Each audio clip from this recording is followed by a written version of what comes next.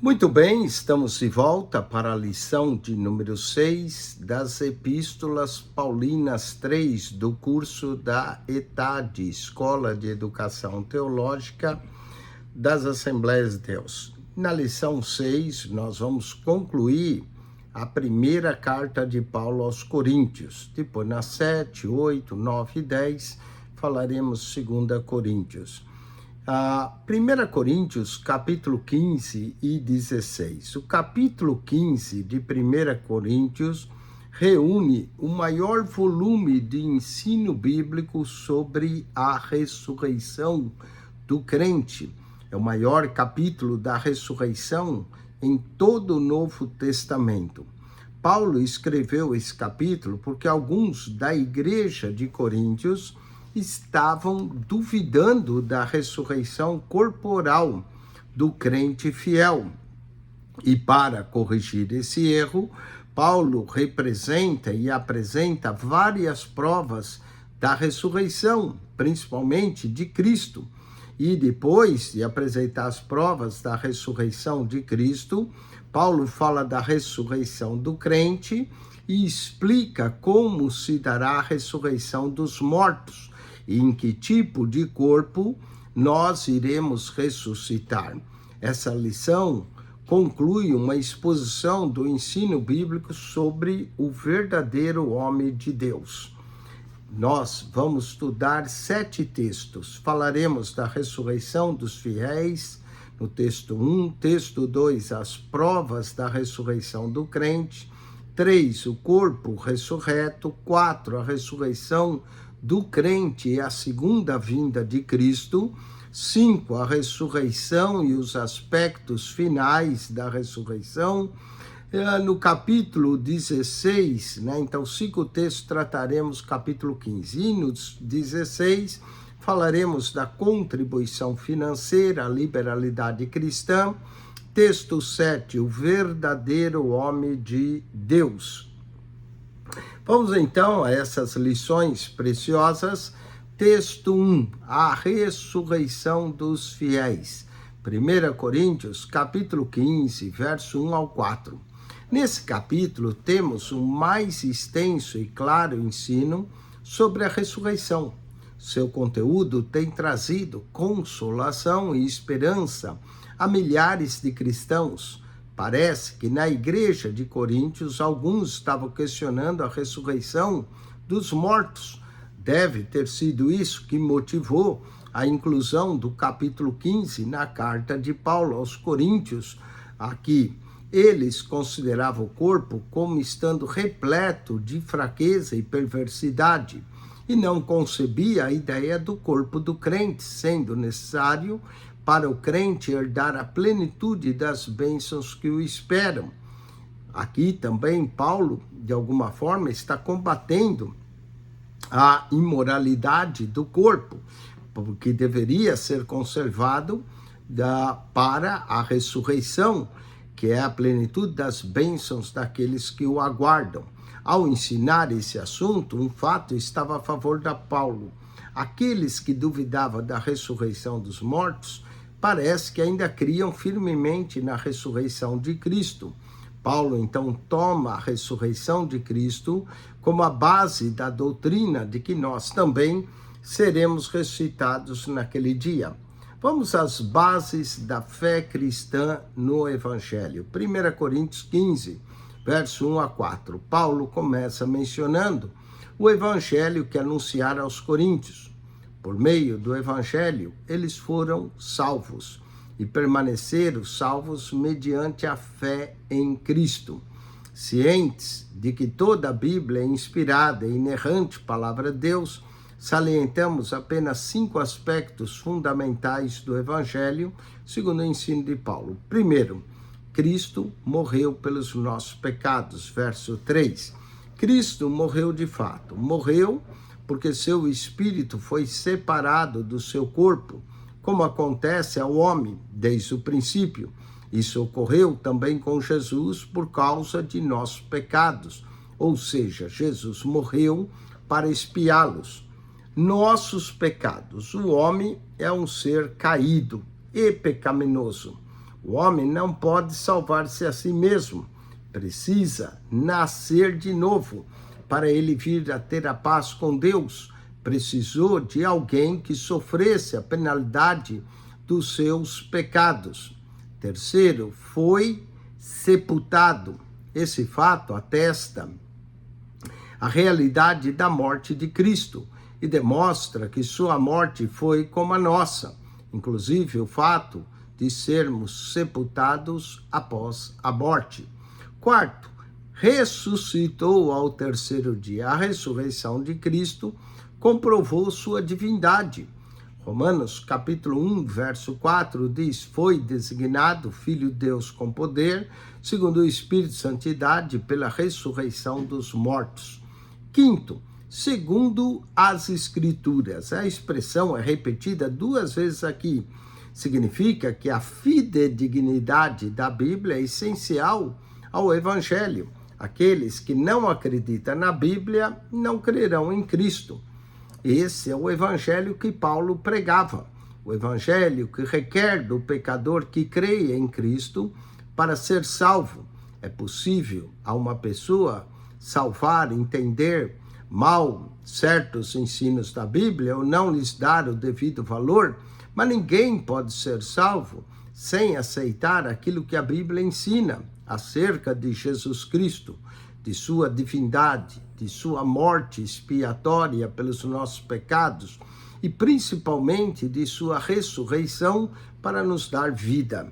A ressurreição, uma crença básica da igreja primitiva. Note o que Paulo diz em Romanos 10, verso 9.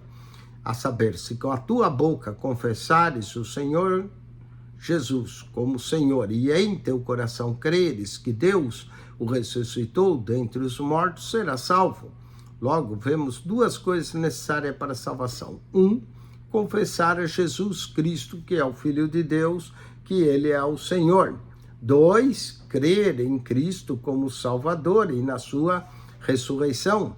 Paulo fala de crermos de coração que Deus o ressuscitou. O efeito dessa confissão e crença na salvação garante que você será salvo. Há pontos da doutrina cristã sobre os quais os cristãos divergem entre si. Mas quando se trata da doutrina de Cristo, não pode haver divergência. Os que discordam do que está na palavra de Deus devem ser considerados incrédulos, segundo João 1,9.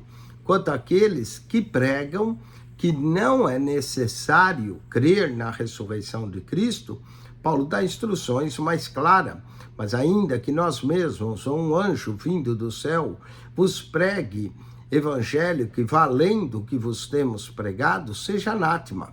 Assim como já dissemos, e agora repito, se alguém vos prega evangelho que vá além do que recebes, seja anátema.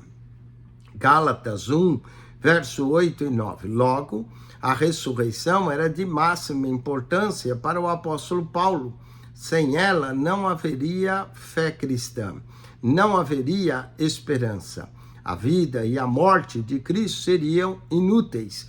É somente por causa da ressurreição de Cristo que temos a garantia certa de nossa ressurreição para a salvação. Vamos aos exercícios. Marque C para certo e para errado. Paulo escreveu o capítulo 15 da primeira epístola aos Coríntios porque a igreja estava questionando a ressurreição dos mortos. Certo.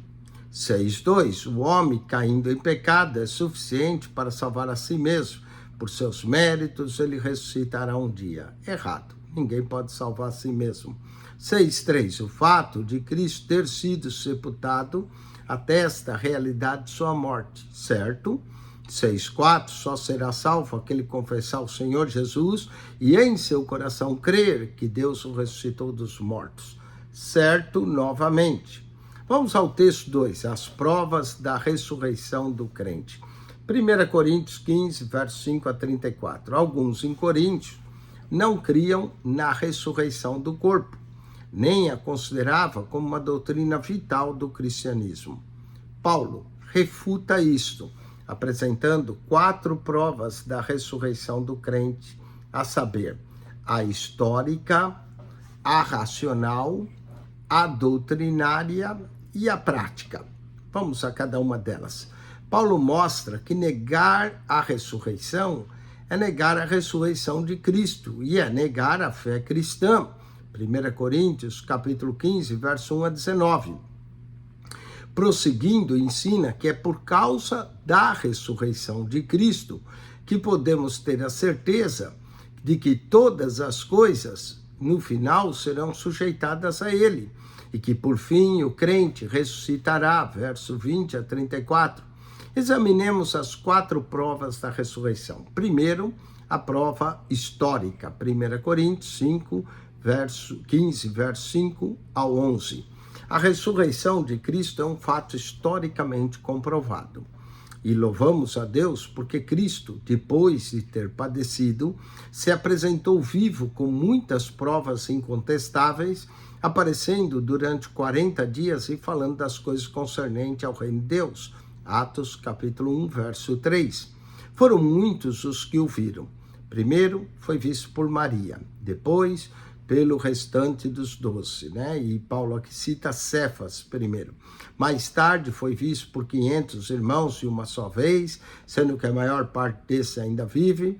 Paulo também descreve que Cristo foi visto por Tiago e mais tarde por todos os apóstolos e finalmente, depois de todos, como um derradeiro, apareceu a Paulo, o caminho para Damasco. Paulo, então, encontrou-se com Jesus, o Salvador, ressurreto e vivo, e falou com ele. Sim, a prova da ressurreição de Cristo é sobejamente comprovada. Vamos agora ao ponto racional. Paulo agora coloca os coríntios diante da prova racional. Declara no verso 12 e 13 que negar a ressurreição dos mortos seria também lançar dúvida quanto à ressurreição de Cristo. E se Cristo não ressuscitou, é vã a nossa fé e a nossa pregação. Verso 14, seria desacreditar da pregação apostólica, refutando os apóstolos ainda como falsas testemunhas, porque davam testemunho da ressurreição. A fé no Senhor ressurreto seria algo completamente inútil, e os que já morreram e aqueles que entre nós ainda vivem estariam perdidos. É evidente que aqueles que não têm fé nem esperança em Cristo estão em situação miserável, vivem e morrem sem Deus, sem esperança nesse mundo. Mas uma coisa ainda mais infeliz é ter uma grande esperança no coração no decurso dessa vida, moldar a totalidade da vida de acordo com a esperança, crucificar a carne, guerrear contra a tentação, carregar a cruz, sofrer ignomia e muitos outros males por amor à esperança e depois, no fim, ver que ela acabou em nada. Tudo não passou de um sonho. Aquele que muito sofreu e tudo renunciou por causa de Cristo, entenderá muito bem as palavras de Paulo. Se a nossa esperança em Cristo se limita apenas a essa vida, somos os mais infelizes de todos os homens. Vamos agora à prova doutrinária. 1 Coríntios 15, verso 20 ao 28. Paulo aqui contrasta Cristo com Adão, primeiro homem, a fim de tornar clara a relação indissolúvel entre Cristo e os seus. Paulo diz que assim como os homens que estão ligados em Adão, ou Adão, devem morrer, também os que estão ligados a Cristo serão ressuscitados dentre os mortos. Por Adão veio a morte, mas por Cristo veio a vida. Cristo, conforme diz Paulo, é as primícias dos que estão mortos ou dos que dormem, verso 20. Ou seja, ele é o primeiro de uma grande colheita de vida que está por vir, uma grande colheita de ressuscitados no futuro. No verso 23, somos ensinados que a ressurreição dos fiéis dar-se-á na segunda vinda de Cristo. Depois virá o fim, quando Cristo entregará todas as coisas ao Pai, pondo fim ao domínio das trevas. Até a vinda de Cristo, o príncipe das trevas, Satanás, com seu domínio e poder maligno, permanecerá ativo. No fim, porém, veremos a derrota final e completa de todos esses inimigos. O reino de Cristo dominará triunfalmente para todo o sempre. O último inimigo a ser destruído é a morte. Verso 26. Quanto a obra de Satanás levada a efeito através do pecado chega ao seu final, o resultado é a morte. A morte retém agora os corpos dos crentes até a volta de Cristo. Noutro sentido, a morte ainda reina sobre nós. Esta vitória sobre a morte não será plena até que a própria morte seja plenamente revelada e aniquilada. Quando os corpos dos fiéis ressuscitarem para a vida eterna, a própria morte já não existirá mais para o crente. E, finalmente, vamos à prova prática. 1 Coríntios 15, 29 ao 34. Nos versos 20 a 32, 1 Coríntios, Paulo fundamenta seus ensinos sobre a ressurreição, citando exemplo entre os pagãos e um entre os crentes, nós. Paulo informa que até alguns descrentes acreditavam numa ressurreição do corpo, demonstrando essa crença na prática do batismo em favor dos mortos. Apesar de não aceitar essa prática herética, Paulo a usa como argumento, esclarecendo que essa crença é tão natural que até alguns descrentes aceitam. Note bem o que Paulo fala desse grupo como estranho, referindo-se a ele como os ou eles, quando Paulo fala dos crentes, se refere e usa o nós. Em segundo lugar, o apóstolo fala sobre os crentes, nós. Como Paulo, nós estávamos prontos a serem martirizados por amor a Cristo, demonstrando assim a sua fé na ressurreição dos mortos. Seria o maior dos absurdos o cristão passar por vitupério, desconsideração e até pela tortura e morte por amor a Cristo, se não houvesse ressurreição. Paulo acrescenta ainda no verso 34, que aqueles que negam a ressurreição não têm ideia de quem é Deus. É vergonhoso alguém dizer-se crente e declarar que Cristo não ressuscitou dentre os mortos e que nós também não ressuscitaremos. Vamos aos exercícios. Alguns em Coríntios não criam na ressurreição do corpo e, portanto, não aceitavam a doutrina vital do cristianismo. Letra A. 6.6. Refutando a ideia de alguns coríntios que não acreditavam na ressurreição do corpo, Paulo apresentou provas de ordem histórica, racional, prática e doutrinária. Todas estão corretas. A prova racional que Paulo aponta para comprovar a ressurreição do corpo é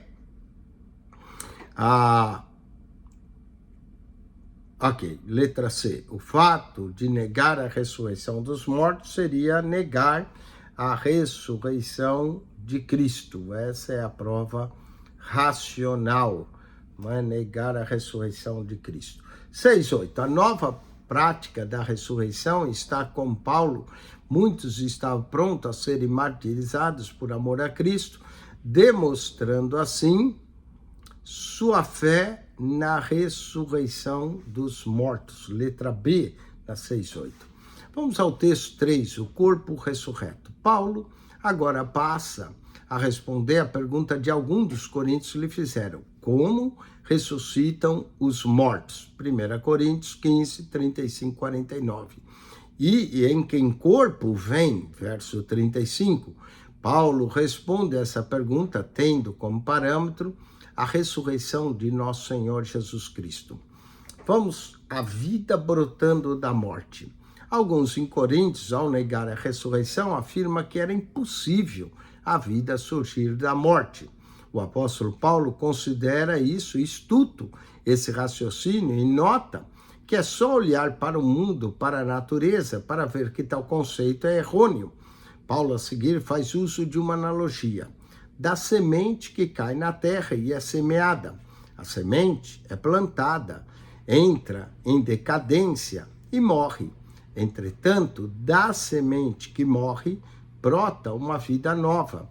Vê-se que não surgirá a vida, a não ser que a semente primeiramente morra, conforme Paulo descreve no verso 36. A ilustração da semente, Paulo continua, 1 Coríntios 15, 37 a 41. Para responder acerca do corpo ressurreto, Paulo volta à analogia da semente e daquilo que dela resulta após a sementeira. Paulo mostra no verso 37 que o produto da semente é diferente da própria semente. Um grão de trigo é muito diferente da planta que ele resulta. O corpo que é produzido é diferente daquele que foi semeado. O futuro corpo ressurreto que Deus nos dará será muito superior a esse corpo terreno, pelo qual a semente foi plantada na terra. E embora o corpo da ressurreição tenha conexão com o corpo antigo, é certo que ele se revestirá de uma glória maior.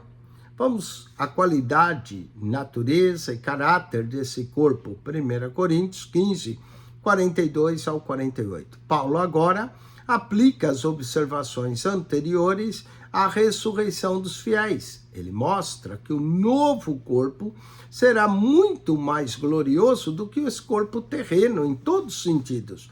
Notemos o contraste que Paulo faz entre o corpo que é semeado e o corpo que é ressuscitado. Olha só, verso 42 a 44. Semeia-se o corpo na corrupção, ressuscita na incorrupção. Semeia-se em desonra, ressuscita em glória. Semeia-se em fraqueza, ressuscita em poder. Semeia-se corpo natural, ressuscita corpo espiritual. 1 Coríntios 15, verso 42 ao 44. Agora chegamos à analogia de Paulo entre Cristo e Adão, ou podemos dizer entre o primeiro Adão e o último Adão, pois Cristo aqui é chamado de último Adão, e alguns colocam como segundo Adão. O que Paulo está dizendo é que nosso modo de existência em relação ao nosso corpo é determinado por nossa conexão com o primeiro Adão. Recebemos do primeiro Adão sua natureza, aquilo que é físico, é mortal, e segue por causa da nossa conexão com o último Adão, Jesus, dele recebemos o que é espiritual e o que é imortal. Com Adão, participamos da morte física e da morte. Agora, com Cristo, participamos da parte espiritual e da vida. Um corpo ressurreto como o de Cristo. 1 Coríntios 15, 49. Assim como o crente nesse mundo traz a imagem do que é terreno, na ressurreição trará a imagem do celestial. Verso 49. Quer dizer que teremos no céu a semelhança de Cristo. A Bíblia fala disso em Filipenses 3, 21, que diz, nos é dito que Cristo transformará nosso corpo para ser igual ao seu corpo glorioso. O que está dito também em 1 Coríntios 15, 49. Devemos trazer a imagem do celestial. Corresponde que em Romanos 8, 29, seremos conforme a imagem de seu Filho. O que sabemos acerca do corpo ressurreto de Jesus, sabemos que tinha carne e ossos. Evidentemente, não carne terrestre, mas carne celestial. E sabemos que se alimentou. Então, lhes apresentaram um pedaço de peixe assado e ele comeu na presença deles. Lucas 24, 42 a 43. Sabemos que havia continuidade entre seu corpo físico e seu corpo ressurreto. Não uma continuidade de substância, mas uma continuidade de identidade pessoal. Podiam identificar Cristo quando viam o corpo ressurreto, portanto, retém a sua identidade. Seremos reconhecidos no céu, sendo as mesmas pessoas que estavam antes na terra, assim como Abraão, Isaque e Jacó, Moisés, Elias e Cristo. A ressurreição de Cristo dotou do poder que ia além dos limites da vida natural. Por isso, podia passar através de portas trancadas, entrar com portas fechadas, não é? Como ressurreto, ele podia andar sobre a terra e convidar seus discípulos a palpá-lo. Era o mesmo corpo, porém incorruptível, poderoso e espiritual. Vamos aos exercícios dessa lição. Relacione a coluna A de acordo com a B, aos que entendiam sobre a ressurreição do corpo, aos que não entendiam sobre a ressurreição do corpo. Paulo faz analogia da semente, não é? Cadê? Semente semeada, letra D. Semente semeada, letra D. 6:10. Embora o corpo da ressurreição tenha conexão com o antigo, ele se revestirá de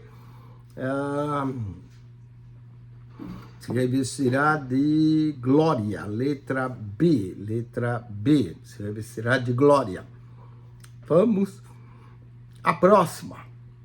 Semeia-se corpo na corrupção, ressuscita corpo na incorrupção, letra F, na 6:11. Semeia-se em desonra, ressuscita em poder, letra A. Semeia-se em fraqueza, ressuscita em glória, não é? Letra C. Semeia-se corpo natural e ressuscita corpo espiritual. Na desonra é a letra C. Semeia-se em desonra, ressuscita em glória. Semeia corpo corrupção, ressuscita em corrupção. Semeia em fraqueza, e aqui está trocado. Letra A, ressuscita em poder. E ressuscita, semeia corpo natural, ressuscita corpo espiritual. Vamos ao texto 4. A ressurreição do crente, a segunda vinda de Cristo, 1 Coríntios 15, versos 50 ao 58. Paulo trata agora da segunda vinda de Cristo e o que isso significa para os vivos e os mortos. Nesse corpo mortal, não podemos herdar o reino de Deus. 1 Coríntios 15, versos 50 ao 53. O verso 50 diz que carne e sangue não podem herdar o reino de Deus. A regra estabelecida, a corrupção não pode herdar a incorrupção. Pergunta-se, portanto, o que acontecerá àqueles que estiverem vivos na segunda vinda de Cristo? E aqui Paulo comunica uma nova revelação. Haverá mudança tanto no mundo dos vivos como dos mortos. Destarte, Paulo aqui revela um mistério que é verdade divina, que os homens não podem discernir por sabedoria humana. O mistério que Paulo diz, eis que vos digo um mistério, e agora é explicado que os crentes passarão pela morte, e ele diz, nem todos passaremos, nem todos dormiremos, e acrescenta, mas todos seremos transformados. Aqueles que estiverem vivos na segunda vinda de Cristo serão transformados no abrir e fechar de olhos. O corruptível vai se revestir de incorruptibilidade. O que é mortal irá se vestir da imortalidade. Para Paulo, essa é uma determinação do Deus da ressurreição.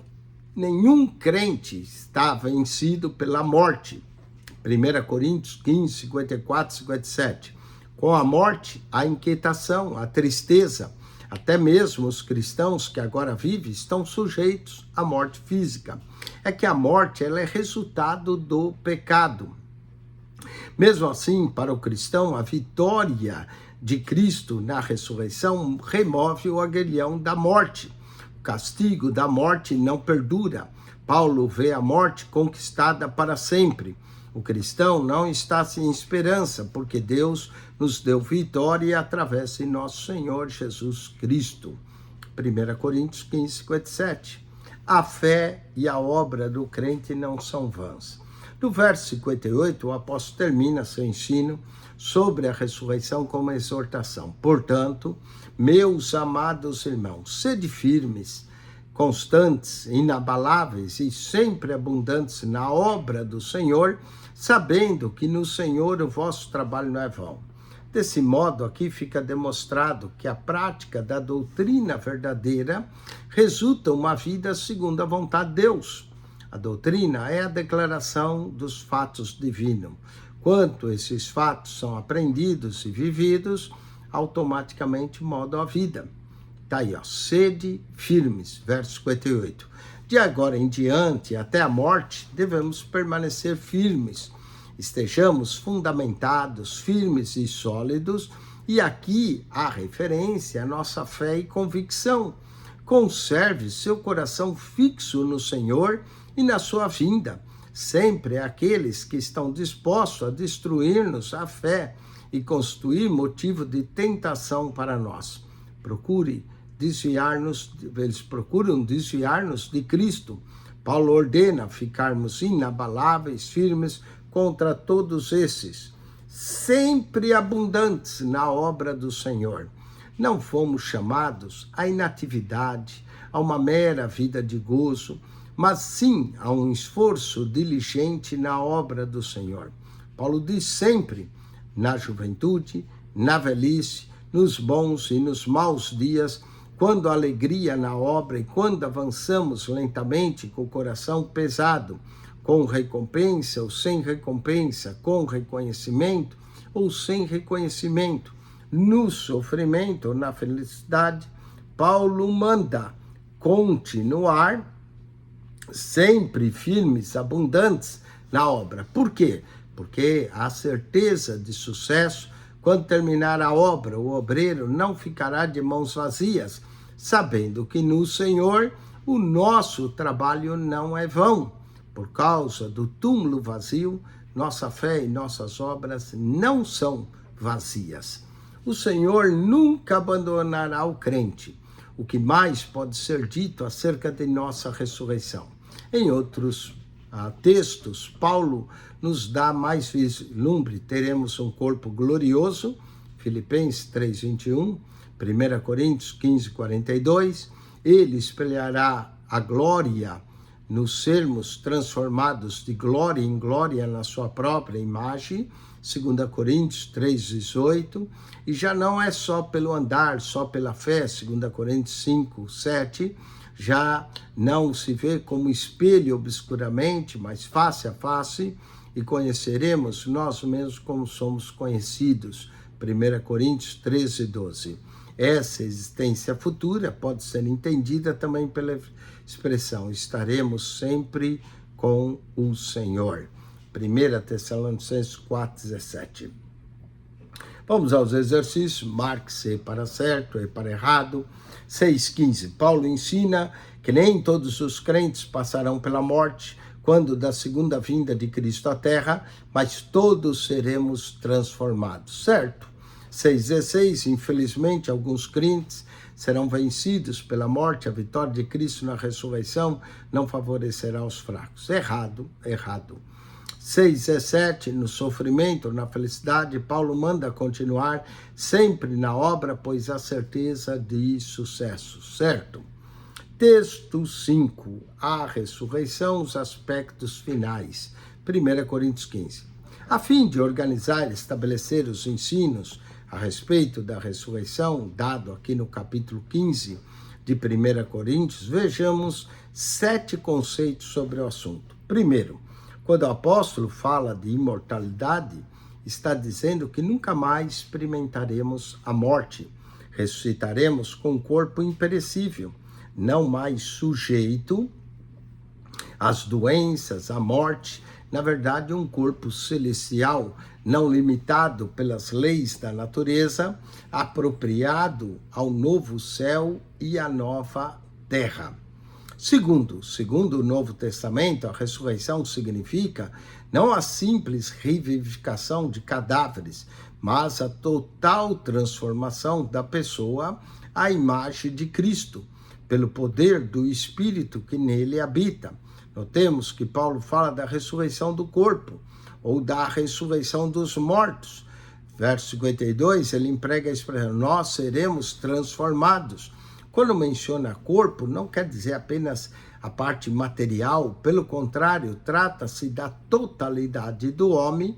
Como tal, a pessoa total será transformada externa e internamente naquilo que pode ser chamado conforme a imagem de Cristo. Terceiro, a ressurreição de Cristo, ou Cristo ressurreto, forma o prototipo do padrão da ressurreição dos crentes. 1 Coríntios 15, 49. Quarto, a imortalidade não é uma posição presente, mas uma aquisição futura dos salvos, conforme 1 Coríntios 15, 42 e 52.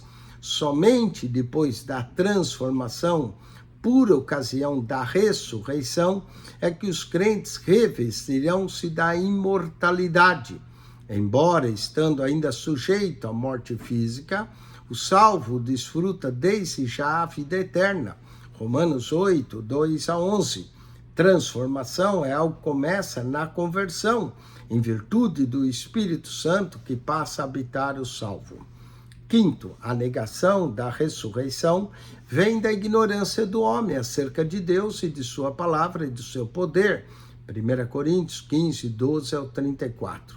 Sexto, a ressurreição e a imortalidade são fatos inseparáveis e complementares. No capítulo 15 de 1 Coríntios, essas duas ideias correm juntos. À luz dos versos 42, 50 e 54, está claro que não pode haver imortalidade sem prévia ressurreição. A ressurreição e a imortalidade são fatos complementares, e não pode haver uma sem a outra. Sétimo, todos os salvos serão transformados, mas nem todos serão ressuscitados. 1 Coríntios 15, 42 e 52. Muitos salvos estarão vivos na segunda vinda de Cristo e, obviamente, não serão ressuscitados, mas todos seremos transformados. Vamos aos exercícios, marque-se para certo e para errado. 6:18. Quando fala da imortalidade, Paulo não quer dizer que não haverá morte física, certo? Segundo o Novo Testamento, a ressurreição significa a total transformação da pessoa à imagem de Cristo pelo poder do Espírito Santo, certo? A imortalidade do homem é uma posição presente em todos os homens, errado. Errado, a imortalidade vamos herdar, mas é do corpo, não entenda como imortalidade da alma, que é diferente. Vamos ao texto 6, a contribuição financeira e a liberalidade cristã. 1 Coríntios, capítulo 16, o capítulo final aqui da carta de Paulo. Nesse capítulo final, Paulo dá instruções acerca da oferta para os crentes pobres de Jerusalém. Talvez os coríntios tenham perguntado a Paulo acerca do assunto, e ele então lhes respondeu. O capítulo anterior termina com uma exortação à firmeza e à fidelidade ao Senhor. Nesse texto, trataremos duas lições práticas. Primeiro, o levantamento de colheitas, e segundo, assistência aos pregadores. Primeiro, como levantar ofertas. Paulo informa aos coríntios que estão levantando oferta de todas as igrejas em prol dos crentes pobres de Jerusalém. As regras dadas por Paulo devem ser as seguintes pelas igrejas de hoje. Primeiro, a contribuição deve ser regular, no primeiro dia da semana, verso 2. Aqui também prova que a igreja reunia no primeiro dia da semana, e não no sétimo, como alguns querem defender. Cada membro deveria entregar a cada domingo, que é o primeiro dia da semana, o montante de sua oferta da semana. Significa que no fim da semana, ao receber o salário, ou vender o produto daquela semana, o dinheiro que pertencia a Deus deveria ser separado e não gasto. Segundo, era dever de todos, não era somente para os ricos, mas para os pobres também. Cada um deveria contribuir com o que estivesse dentro de suas possibilidades. Terceiro, a contribuição deve ser proporcional, conforme a sua prosperidade, a medida de bênção de Deus derramada sobre cada crente. Sobre nós deve ser a medida daquilo que devolvemos a Ele, deve ser proporcional. As instruções neotestamentárias sobre a contribuição estão sempre isentas de legalismo. Cada um contribua segundo tiver proposto seu coração. 2 Coríntios 9:7. Então não é propriamente uma obrigação, mas é algo do coração. Quarto, a contribuição deveria ser manipulada com cuidado. Os próprios coríntios deveriam selecionar e aprovar as pessoas que levariam o dinheiro a Jerusalém. Era justo que aqueles que contribuíssem também levassem sua dádiva.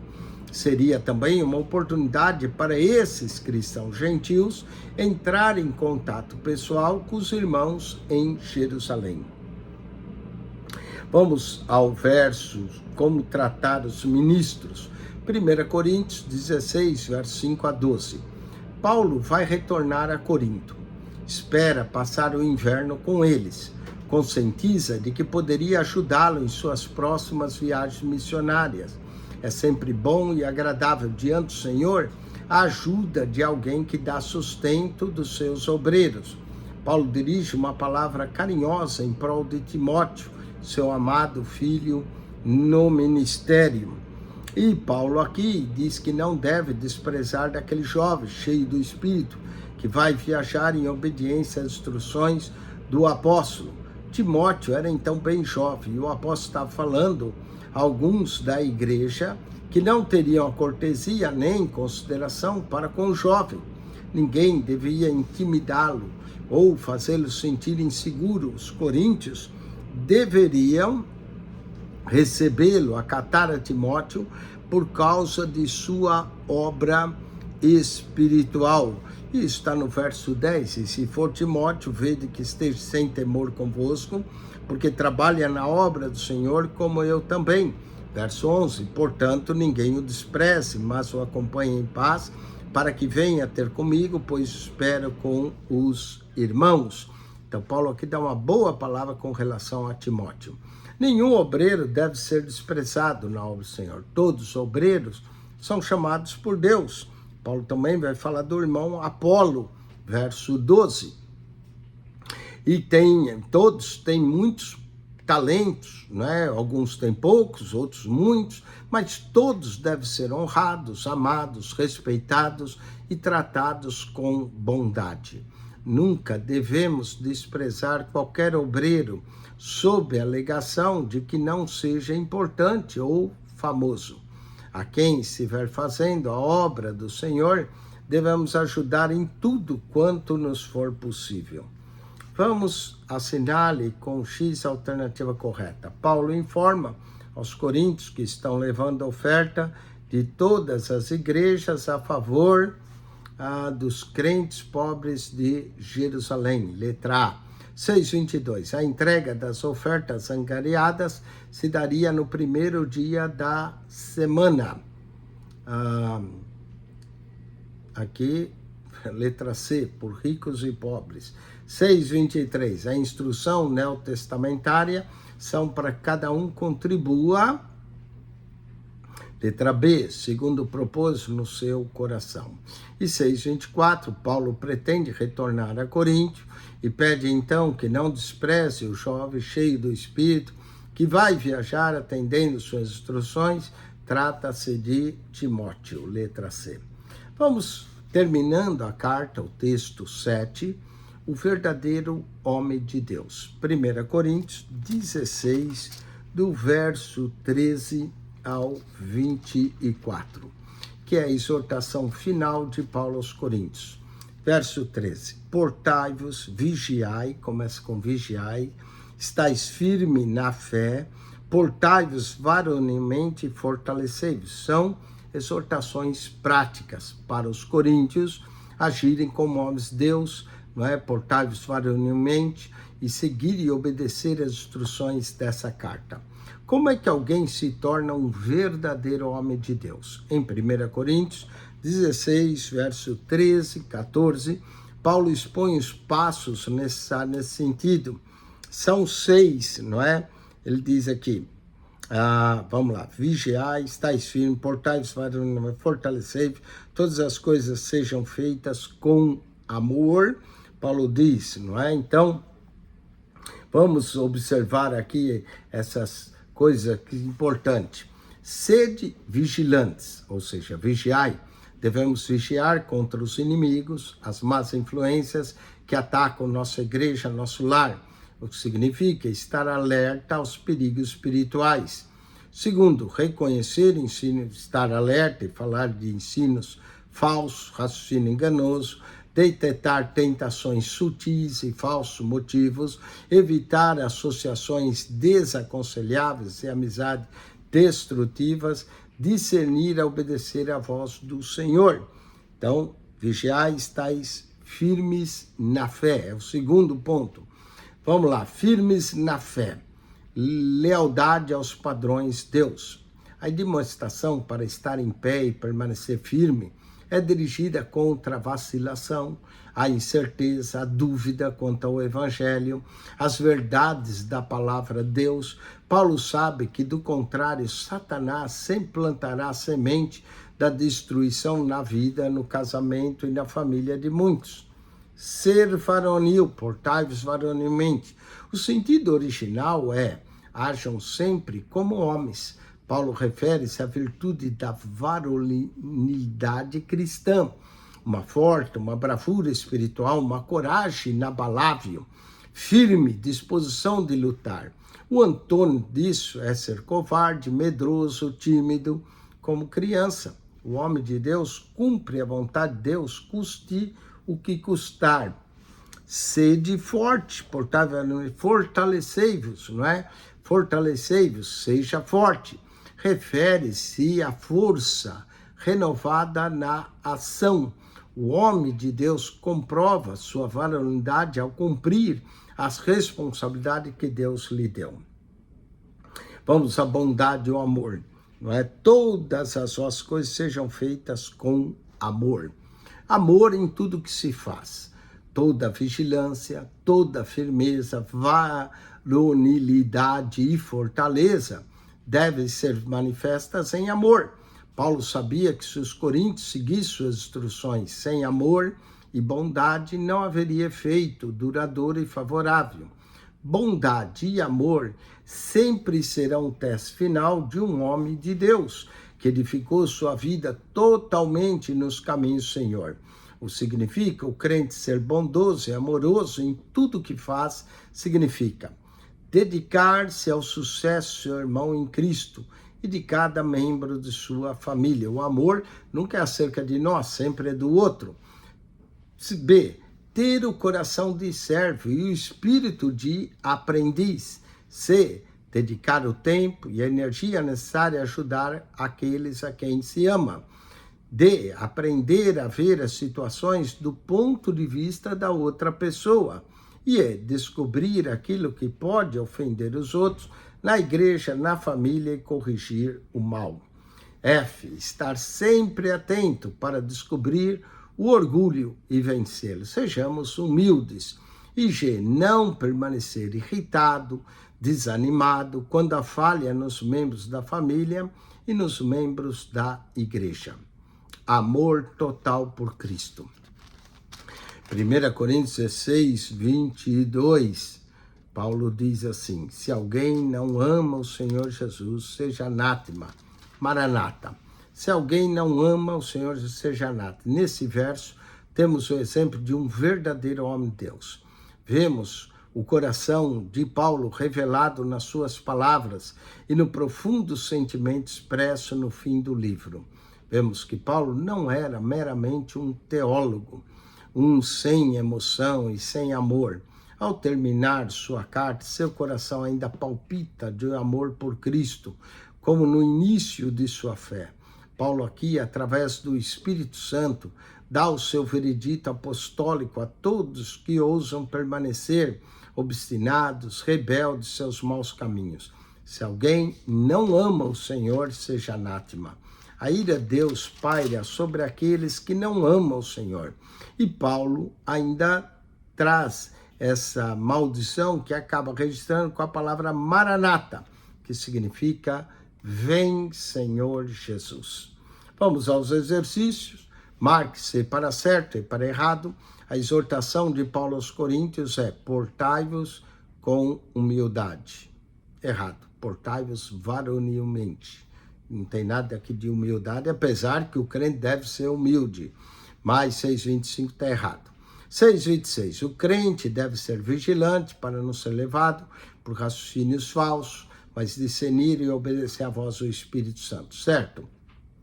6,27. É preciso que o crente permaneça firme na fé para que não ceda às investidas do maligno, certo? Novamente. 6,28. Paulo recomenda que o crente seja forte para quando precisar lutar braçalmente com os inimigos, não tenha medo. Errado, não tem que lutar braçalmente com ninguém.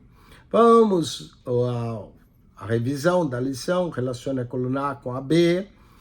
6,29. Aquele que confessa Jesus como Senhor e crê que Deus o ressuscitou, aqui, será salvo. Letra D, será salvo. 6,29. Será salvo. Letra D. 6,30. Se a nossa esperança em Cristo se limita a essa vida, somos mais, aqui, letra F, infelizes de todos os homens. 6,31. Como Adão participamos da morte física e da morte, com Cristo participamos da... Cadê? Vida. Tá aqui. Letra B. Parte espiritual da vida. 6,32. O cristão não está sem esperança, porque Deus deu-lhe vitória através de, aqui letra A, de nosso Senhor Jesus Cristo. 6,33. Todos os salvos serão transformados, mas nem todos serão ressuscitados. Letra G. Sim, os que estiverem vivos vão apenas ser transformados, não ressuscitados. 6,34. Paulo dirige uma palavra carinhosa em prol de Timóteo, seu, letra E, amado filho no ministério.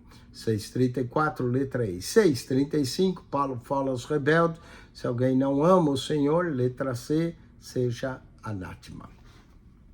Com isso nós concluímos, vamos agora à revisão do teste da nossa lição aqui. Esse teste 3 engloba a lição 5 e 6.